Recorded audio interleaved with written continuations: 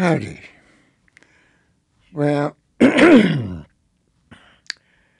I intended and do intend to tell you a little bit about the Great Depression and how it affected my family and my childhood and a few things that you may find interesting. But before we get into that,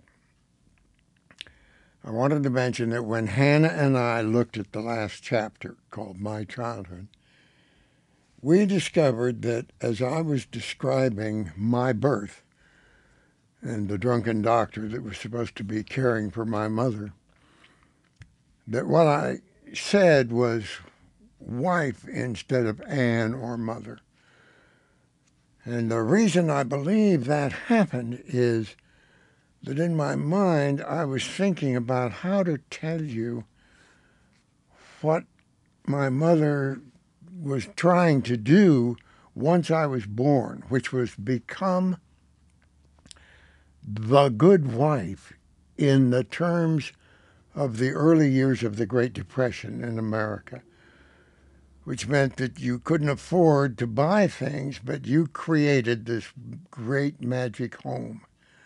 And in order to do that, you were supposed to take a few things that were inexpensive at the store and build wonderful meals by cooking and canning and all kinds of things and make clothes from scratch and fill the home with great furniture you could not afford and do this perfect hostess when guests came or family visited. So there was the beginnings of this concept that the wife, mother, had massive domestic skills, very high level, and she could knit and crochet and sew and garden and all in beautiful clothing and without showing effort.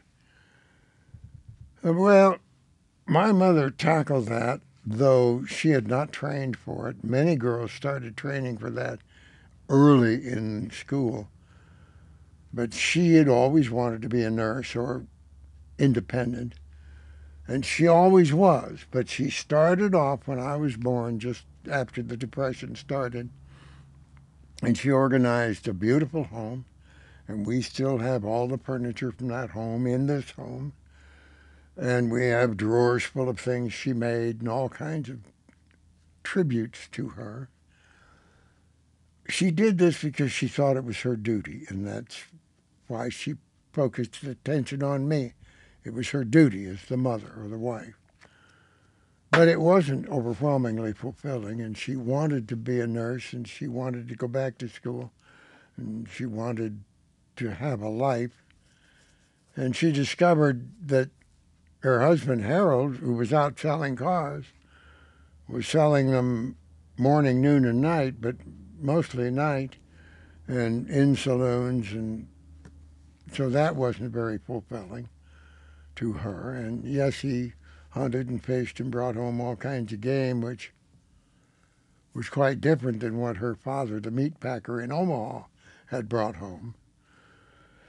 But anyway, she got through it, and about when I was in the fifth grade, she kind of moved back to nursing, and we moved out of that cottage and lived in an apartment. But that's why I think the wrong word came out. Plus, the 81-year-old mind and the blabbing mouth are often disconnected. And you may not face that now, but when you're 81, you'll understand. Okay, the dummy forgot to turn the watch on, but whatever. I did find a few pictures, and I thought you might find them interesting. In my youth, boy, these are ragged. Now, this particular magazine, Life, was a big deal then, and it was 10 cents, but all the rest of these were a nickel. And I didn't sell Life, but I sold the big three: Saturday Evening Post, Collier's, and Liberty, all a nickel a magazine, new magazine every week. So I wanted to show you a couple things. This is a 1939 four-door four-door Plymouth. Sorry. And you could buy this for $770. Period. Total price. Now, the reason was you bought it in Detroit, where it was manufactured. If they transported it to where you lived, you had to pay that transportation cost. And if you had local taxes. But the car, and this is a big, full-sized, fully equipped four-door sedan, $770. And not all that unusual. An Oldsmobile for $777. Now, these are $30,000 a piece today, but I have no idea what they'll be 50 years from now when you get around to looking at this tape or whatever. But the Depression helped there. Now, this is an example of homes then. And these are 2-bedroom, 1-bath, fairly large, complete kitchen and nice living room and garage and all of the things. And here's all the different ways they looked on their exteriors and so on. And these cost from $3,000 to $6,000 ready to move in. $3,000 to $6,000 for a very nice home. Good looking, complete, fully operational. Can't get that today. Here's one of those Saturday Evening Posts for a nickel. And in it, as just one example, here are Florsham shoes for men. The top of the line, best you could buy, last for years. And $8.75. Don't know what they would cost today. Florsham no longer makes shoes. Maybe $100. I don't know. Okay, here's a 1939 Graham sedan, and pretty stylish and just every accessory. And the price range was $940 to $965. Total for the whole car. A lot of these cars, of course, no longer built. In that day, there were a tremendous selection of cars.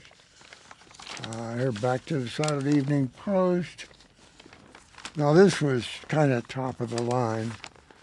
Cadillac, $1,345. This is in 1941, the year World War II started. So a late model. These are still a wonderful car. Cadillac, top of the line, 1941, $1,345. So what other odd things did I find? Not going to spend a lot of time on this. Boy, very hot car. DeSoto convertible.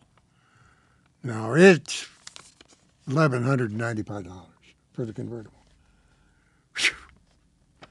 But you could buy DeSotos for $898.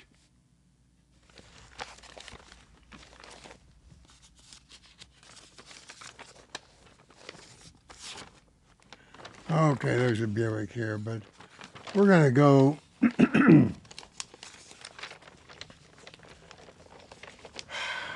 1941 Packard. This particular one is the top of the line, $1,345. Look at that hood. That's 20 foot long, it looks like. There's no better car ever built than this Packard.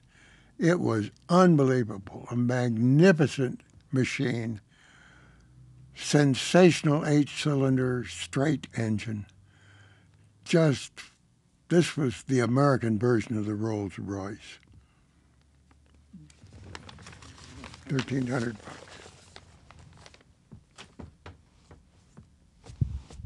Okay, magazine's falling apart.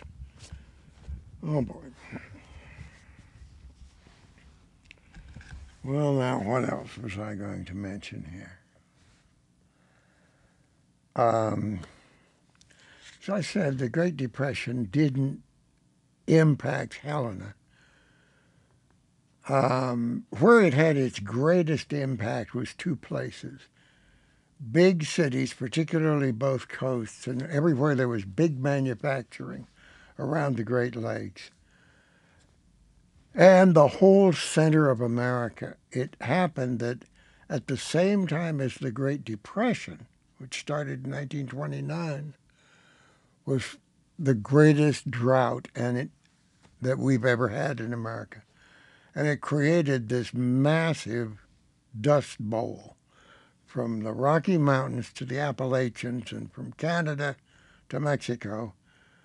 All the topsoil was dry and had been planted with one crop forever and just blew away in winds and no rain. So all the farmers lost their farms and had to pile into these old cars and try and somehow get to some place where eventually they might find some employment and could feed their hungry people in their family. And there was an enormous amount of starvation in America. World War I veterans were starving. They went to Washington, and Hoover called out the army to throw them out, but not to pay them what they were due. Factories everywhere closed. People who'd worked since childhood lost everything. Homelessness. Over 5,000 banks collapsed and closed. There was no regulation, so we'd had boom bust from when the country was organized in the 18th century by a handful of conservative, wealthy, old white males who set it up so it met all their needs first, or their desires. And they never, ever agreed on anything, especially on whether you'd have a strong government or a weak government. So they just undecided and finally quit. Pretended to give a few rights to individuals, but believed the elite should run everything. And we've always been that way. And if you don't regulate the activities of the financial elite, they'll come up with schemes that always produce a bubble and always burst and always cause Great Depression and inflation.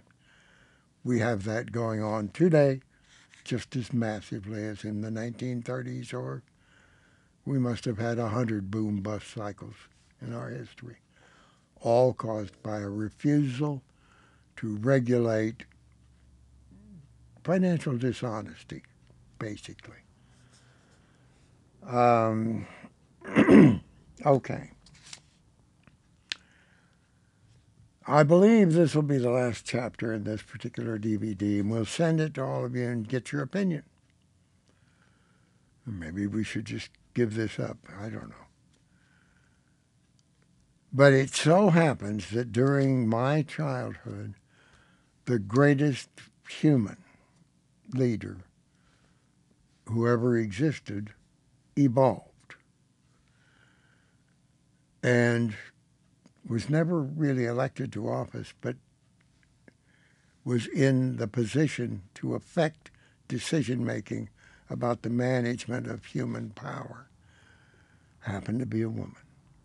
And nothing has ever been taught in America, in American schools, about her and what she did. But she improved the quality of life for all of you and all of your children and all of your grandchildren, not only in America, but globally, more than any other single individual who has ever lived. And I happen to know a little bit about some of the elements in her life. And it's probably appropriate if I tell those stories next. And then we'll get back to Jack's life. Her name was Eleanor Roosevelt. And so I think I'm going to try and retell that story. I told it once years ago, but that was old technology and it should be redone.